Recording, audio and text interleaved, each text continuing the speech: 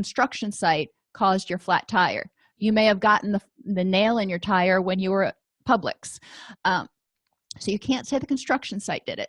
It was the nail.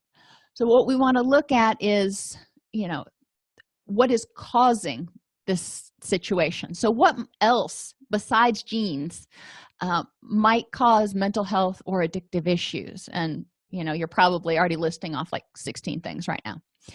Adoption studies have shown that children from addicted parents are more likely to develop addictions even if they're adopted. So that supports the genetic predisposition. But just because you're predisposed to something doesn't mean it's going to happen.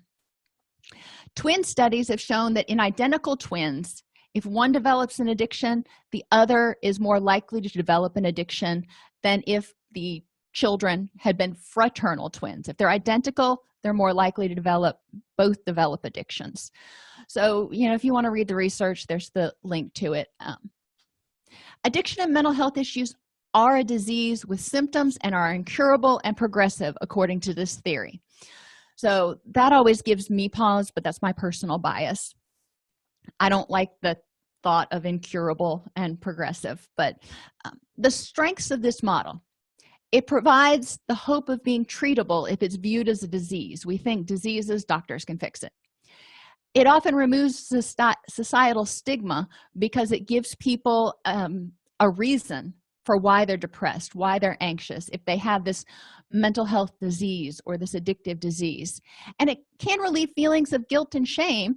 If the stigma is gone, they can say, what, I'm built differently. I'm a little bit broken right now, and I'm trying to get rebalanced.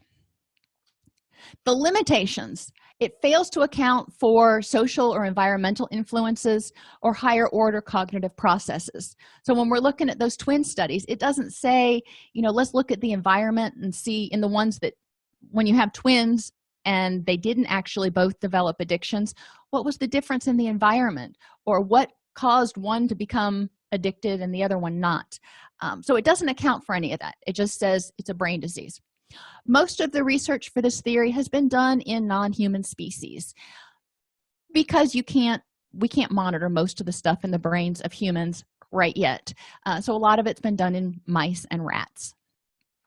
It removes much of the responsibility from the individual. So they can say, I've got a disease, peace out, just if medication doesn't work, then I am going to have this disability, and that's it.